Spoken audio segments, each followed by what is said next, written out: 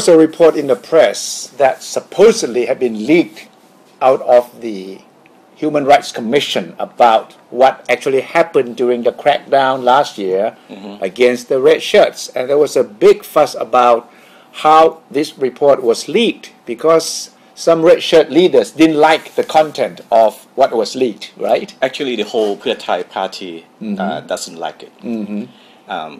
The call for the chairman of the commission to resign actually came from the Pheu Thai party, I see. not the red shirt movement. Ajahn Amara.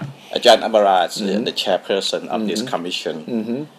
She's one of the 5 members of the commission. Yes. She has been under a lot of pressure. And she has since come out to say that the report wasn't complete and it was leaked and that she was sorry about that. Yes, we learned that all the 5 commissioners, they all had a big disagreement over this report. Yes. Yes, they spent over the past 1 year conducting some study, and they interviewed a lot of people for 54 red shirt protesters, 28 soldiers, and also 46 other people. And they came up with a very controversial result. Conclusion, which was targeting the men in black.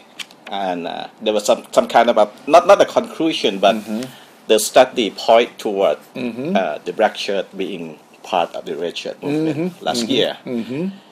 And so a lot of all the 5 commissioners, they disagree over whether to release the report or not. Yes, the report was conducted. The study was conducted by a subcommittee. Yes, and was put forward to this commission. And the 5 commissioners, they said this is so explosive too explosive to be released. So they agreed not to release it.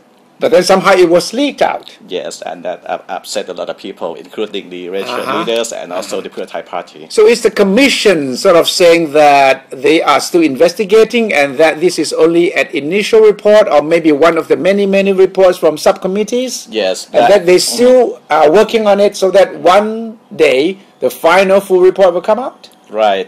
This is a lie that Kun Amara was saying in response to the criticism. But of course, the report suggested that the men in black were a real part of the red shirt movement, and they were responsible for a lot of M29 that was fired during the turbulence. So how does this work of the Human Rights Commission relate to the other committee, the Dr. Kanit's committee? No, actually, this Human Rights Commission, they are obliged to study this because, of course, this is something that had to do with human rights in Thailand. So automatically, they have to get started the study. Yes. But the Kanit committee was set up by Kun Abhisit government. Do they talk to each other? Directly? No. No, they don't? Also, and we understand that they interview different people. And one of the major criticism from the red shirt movement is that the Kanit committee interview a lot more people. Hundreds of people. More than... But has the Kanit Commission come up with the report yet? No, not yet. Not yet. So how would anyone know what is the difference between the Kanit Commission report and the Human Rights Commission report? Nobody knows. Nobody knows. Nobody knows.